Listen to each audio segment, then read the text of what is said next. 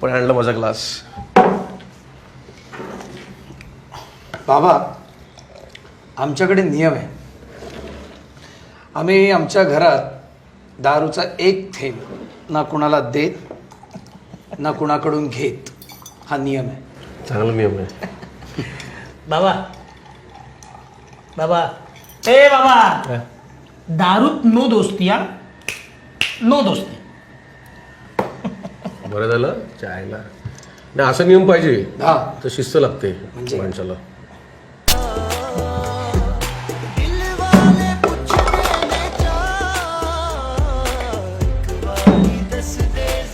Double black.